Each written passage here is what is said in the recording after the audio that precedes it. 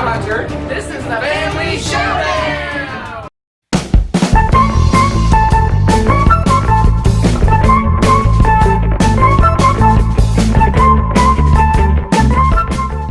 Hello folks, today we're presenting our top 10 two-player games. Now don't let it fool you, some of these say more than 2 players, but they're really two-player games that you can play as teams. So our top 10 two-player games. Alright. Do you want to start? Sure. My number 10 is Mage Wars Academy. Now, Mage Wars, it's almost identical to Mage Wars, but it's much more compact, and they took away the board, so the whole strategy and taking time to actually move toward your enemy, that is all eliminated. So now it's just a straight-on, one-on-one, one-versus-one battle, and I really enjoy that, almost to the point where I could say it replaces it, I think. Yeah, it's just a really quick back and forth, straight combat game, and there's not really a lot of maneuvering and tactics, like she said. It made the Mage Wars game from a much longer game down into a shorter game designed for 2 players. And that appeals because a lot of times we don't have the time to play a long, drawn-out game, so in that case I would most often probably end up picking Mage Wars Academy over Mage Wars for that reason. But it plays the same. You still get to pick your own spells and creatures and all that kind of good stuff. You still do almost everything identically as you would in Mage Wars, so I really enjoy that one. Check it out if you haven't. Yep. What's your number 10, sir? My number 10. My number 10 is Battle Line. It's a cool little card game where you are putting cards on your side and they put the cards on their side, and you're trying to build the best set. And if whoever has the best set once you get 3 cards, wins the token there. And you're trying to win either, I believe it's 5 tokens total or 3 that are next to each other. It also has some special powers that you can get. It's just a really cool, easy card game with some tactics. It's kind of a you have to kind of watch what your opponents are doing and counter what they're doing. It's a really interesting little card game. I really enjoy that one. It was my actual number 11. And it is. And I enjoy the little superpower things that you can get in that game. So they have like dense fog and you can't see each other's armies, and so there's some surprises and little fights in that. That's a really fun one. My number 9 is actually fairly similar to Battle Line, and that is Lost Cities. And this one's got color numbers, set collection sort of. You have to place them in order on in your region. But you don't always get the cards in the order, and you have to place them before you can draw them all. So there's a lot of guessing, okay, which cards are out there or which cards does your opponent have, and trying to place them and get the most points. And I really enjoy that game. It's another quick game. Yeah, what gets me about that game is that I win. I'm getting to that. That game is very mathy. It's very, because basically when you start a line, you start out with negative points, and you have to build it up to a certain point where it goes positive. So it's very mathy, and I'm a CPA, and I never win this game, and it makes me very, very sad. The irony is very deep with this game. So, spoiler alert, it's not on my list, but it is a really fun game. Yes. I just wish I was better at it. So my number 9 is, yes, I suspect it's going to be much, much higher on her list, probably. but it is Star Realms, a great little 2-player combat game where you have a set of cards out in the middle, and you spend money and buy cards, and you build your deck. Your deck starts out like most deck building games, it starts out very simplistic and grows and grows and grows as you play, and it's just a real quick back and forth combat game, really quick, and it's easy to set up, easy to take down. It's just a really great game to throw down and play really fast. Yes. And I'm sure we'll be talking about it more later. My number 8 is Patchwork, and it's a 2-player game, and it sounds, the theme, it's mostly an abstract game, but the theme is you're building a patchwork quilt on you have a little board, each player has a board, and you're trying to, it's almost like little Tetris pieces. You have different shaped pieces of quilt, and you're trying to put them together without any gaps and spaces, and you use little buttons as basically your money in the game. It's very interesting because you go through and you have to balance out your time, how long it takes you to build your quilt versus how many buttons you're getting from it. And it's a race to the finish and to get the most coverage. So I enjoy that one. Yeah, I avoided this game for the longest time just because of the theme. It sounds weird. You think it's going to be boring or not very strategic or kind of goofy even because it's quilting, but it's really a great abstract little strategy game. It's really, really neat. I think when I got viticulture and fell in love with that game, I realized don't let the names deceive you because it's the strategic game of winemaking, yet it's my favorite game.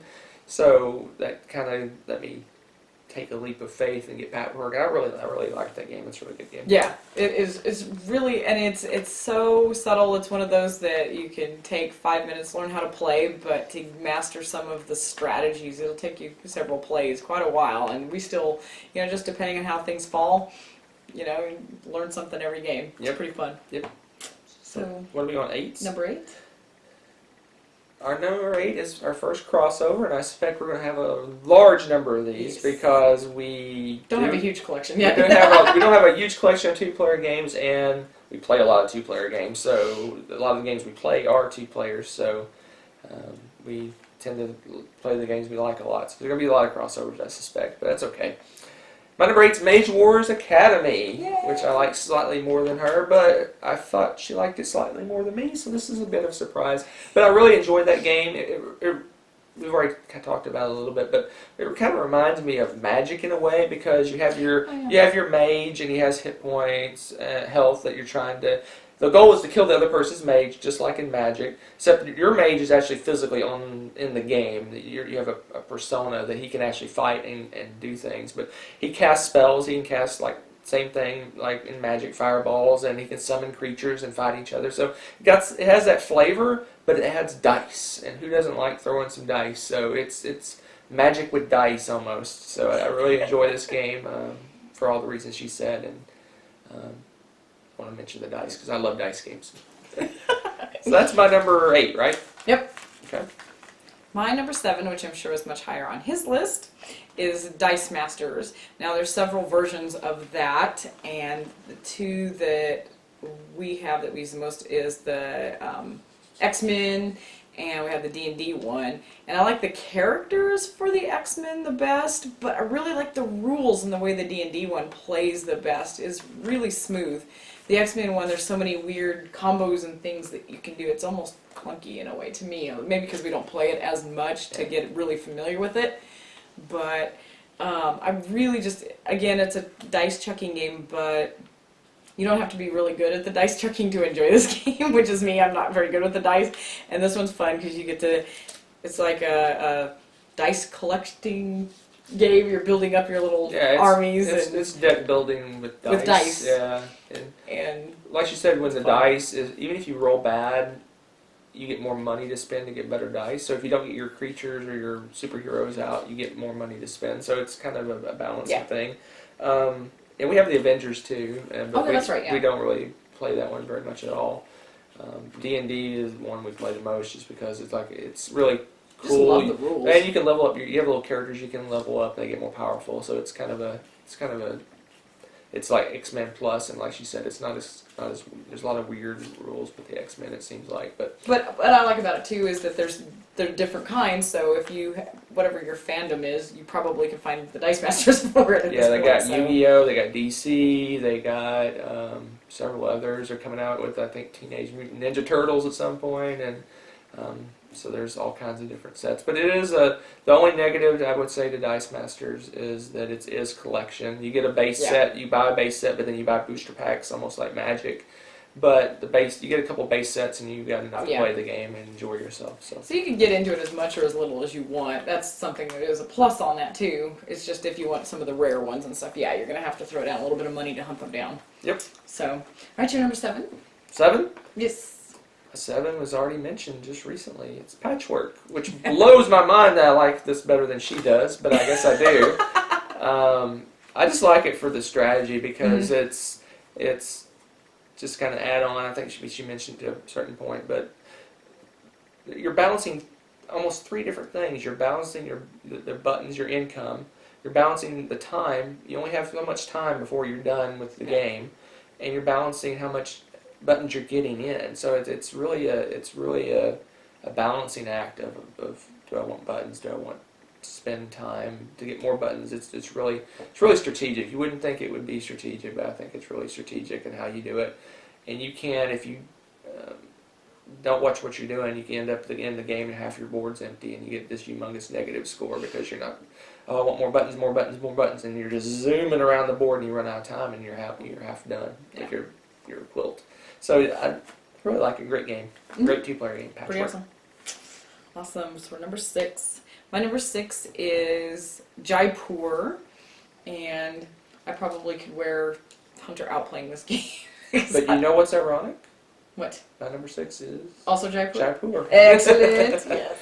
But no, that one's really fun too, and it doesn't take up all that much space on the table. It's really portable. The box is, not very big, and it's just a fun little throwdown of trying to collect and sell different materials that you're trading, and get the points and the bonuses from it before the other player does. So. Yeah, it's just a really solid 2-player game. It's really easy to learn. It's really the rules make sense. The game, and what I like about it is there's almost a press your luck element on it. The longer you wait to turn in your sets, the bigger set you have, the more bonus you get. But the earlier you turn in your set, the more money you get. So it's kind of a balance. Can I wait longer, or is she going to jump in and get it before me? So yeah, because there's only a certain amount of bonus chips you get when you turn them in, and there's less of those than the actual items that you can turn in. So there is a little bit of a race there, and yeah, that gets fun because you can snipe the other person and steal their bonuses. Yeah, it's really solid 2-player game. Yep. Well, that was easy. All right, I guess I'll go to my number 5 then. Yep, jump right to number 5. My number 5 is Rivals for Catan. I really like it because I enjoy Catan, but it's it's a huge time investment for what's going on. And this one's just a nice little 2-player throwdown. The only thing is, I wouldn't say it's little space-wise, because it does take a lot of table space to do that, because you just stretch out your city farther and farther across the table. But it's just a fun little card game. I don't know what it is. I enjoy that, and just you roll the dice again, and whatever number comes up is, which resources you get, just like in the regular game. And there's just something about that. I find it addictive. I like to play that game a lot. Yeah, it's when you build your city, you're building it, and the orientation of buildings to each other is important, and how you do your resources. It's really, you start out small and you expand and expand and expand, and just like Catan, you're trying to get to a certain number of victory points to win, and it has that flavor, but it's designed for a 2-player. Obviously, Catan doesn't work well 2-player because it's trading is a big aspect of the Catan game, and with 2 players, you go, okay, I'm not going to trade with you, and that's the end of the trading. And so with this, it's a whole different aspect of what cards come up, which cards you buy, and how you design your city. So it's a neat little game. Yeah, because whatever's adjacent, you can get bonuses and stuff, or prevent the robber from stealing your resources and stuff like that. And I enjoy that. It's pretty fun. So what is your number 5? My number 5 is 7 Wonders Duel. A really solid 2-player version of 7 Wonders. Said, and if you watched one of our previous top 10s, I harped on the fact that the 7 Wonders 2-player variant is not very good. So this is really great for us because we play most of our games 2-player. So this gives us a 7 Wonders game and a 2-player package, which is really, really cool. Yeah, we're not a big fan of the Ghost player variant, and I love 7 Wonders, but we don't always have a 3rd player or more, so awesome pick. Yep. So we're on to my number 4. I guess so. I know this is going to come as a surprise to everyone. It's 7 Wonders Duel. And for the same reasons that he said. I absolutely love this game, and it's very, very similar. It feels like you're playing Seven Wonders. There's the only things they tweaked was just to make it so that it fits as a two-player game without any funky variants or anything. And I don't know, I really enjoy Civ building, and it's a great game for building up your resources and this and that, and spreading out, growing your military. And yeah, the one thing I like about it in Seven Wonders, if you played it, it's got card drafting where you take a card and pass it, Yeah. and take a card and pass it, take a card. So, with Seven Wonders Duel, there's a pyramid-ish, like a design on the board, and some of the cards are face up and some of the cards are face down.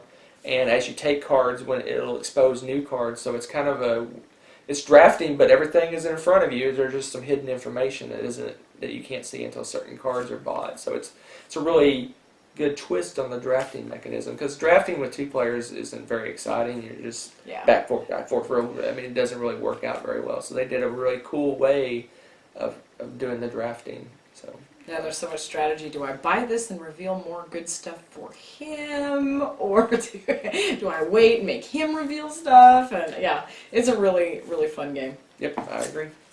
Takes up a little bit of table space too, but totally worth it. Yep. All right.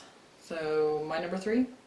Are we down to your? No, no, you're number 4. It's my number 4. Yeah.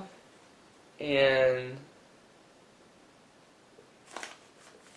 for a two-player game, it's a pretty massive two-player game. It's fairly new for us. I think we've only played it 1 or 2 times. It's Battle of 5 Armies. So it's a big monster game. It's like if you ever played War of the Ring, it just takes the combat out of that and makes it into just a big fight. You're just bashing heads and trying to. Basically, the goal is for the evil team, Sauron's team, just to try to overwhelm and take over as much land as possible, whereas the good guys are just trying to hang on a certain amount of time. So it's a really great straight out combat, rolling dice and fighting each other kind of game. Like I said, it takes the combat of War of the Ring and focuses in on that, and I really enjoy it. Yes. Very awesome game. Great game. Yes. Alright, number 3 has already been mentioned, and like you said, I do like it a lot more than he does, and that's Star Realms. I can fit it into this little tiny box, and I've got expansions in there in the works, and I can take it anywhere and play it with anyone, because it takes 2 seconds to teach somebody how to play that, because you just throw down the cards, you have money, you buy, you shoot each other, and that's the game in short. It's wonderful, and I love it. And I love a space theme, so my number 3 is Star Realms. All right, so my 3, 2, and 1 is way out in front of all the rest I've just listed. They're in a whole different league. There's a gap between. If this was a race, the first 3 would be out of sight from the rest of the pack. So we'll start off with one that she already mentioned, Dice Masters, which is an awesome just dice chucking fighting game. I mentioned it before. I mentioned Magic in relation to what game did I mention in relation to? I forgot my head. Mage Wars. Mage Wars, yes. So this is Magic, which is nothing but dice. So it's a dice building game. You start out with just a small selection of dice, and you roll and you buy more, and you improve and grow and grow and grow and grow until you get really powerful. Superheroes or monsters or dragons or whatever that you happen to have, and it's just a great one-on-one who's going to be the last man standing game. It's just a blast to play. I have kind of a confession too, because I like a lot of our 2-player games so much. I can't really say I have a far and away favorite, because the one we play the most, after a while we have a really good experience, and I say, oh, I like that game more, and then it would go up on my list. I'm really horrible with top 10 lists. It's really hard for me. So I say my top 10 I really like. If it makes the list, I really like it. So there's my thing. So yeah, my 3, 2, 1 are probably some that if you picked those, I would pick them above the others too. But whew, yeah, it's a tough call. All right. So my number 2, I kind of lumped them together. Cheat. I know I cheated, kind of, because yeah, War of the Ring and Battle of the Five Armies, but they are different. They are a little different. They are a little different. I mean, Battle of the Five Armies is basically the battle. It's just the battle portion of it. War of the Ring is long drawn out, just the story of the Lord of the Rings. I love it. So for the pure story and everything. Well, I mean, they're different. I mean, they're obviously different stories. The Battle of Five Armies is Hobbit, and but it's all War of the fighting. Ring. But it uses the combat system out of War of the Ring, yes. and puts it in that big epic battle at the end of the Hobbit. Yes. So, but yeah, I can see you can lump them together. They use basically the same dice, the same combat system. Yeah, the characters. The characters are a little different, but yeah, it's. I'll let it slide. It's a big giant box of war game Tolkien goodness, and so I went ahead and lumped together because I mean we jumped from on my list we jumped from a little teeny tiny light Star Realms to War of the Ring, which is 3 hours plus game, so it's a bit of a leap. So I went ahead and lumped them together. So there you go. Yeah, I enjoyed them both, but I spoiler. I think War of the Ring is a better overall experience, whereas the other one is more of a just throw down and fight kind of thing. It is. I agree. So what? I guess I'm doing my number 2 now. Yes. My number 2 is Star Trek Fleet Captains. It's just the Star Trek universe in a box.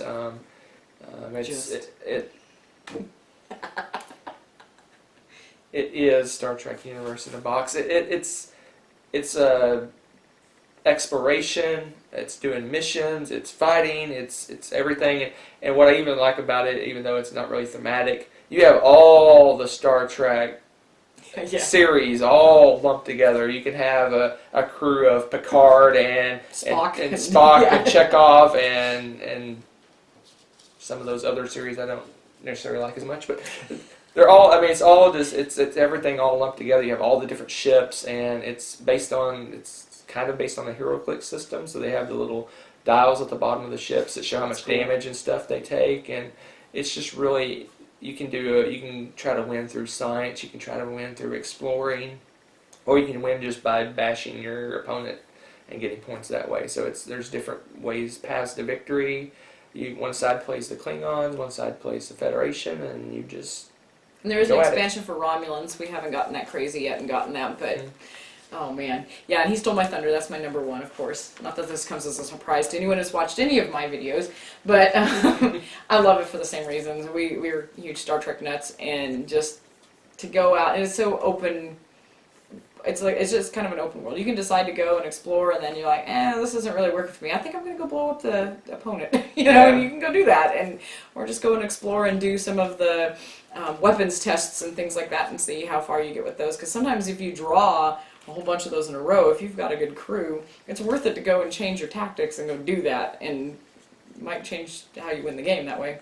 Yeah. So. Another thing I like about it is they give you a standard setup, but you can put the tiles are little hexagons, I guess, and you can set up any shape map, any size you want, and depending on how big you make your map, it's a larger victor point game. So maybe if you wanted a quick game, you could put a small little map and have a really short little game, or you can make a big sprawling map and use all the tiles and play for 20 hours. But I would never have the time to do that. But you could conceivably make as big a map as you want and have as long a game as you want. So you can condense the map. You can build the map however long you want to play the game. I mean, even a short game is going to be an hour, hour and a half, and that's on a real small map.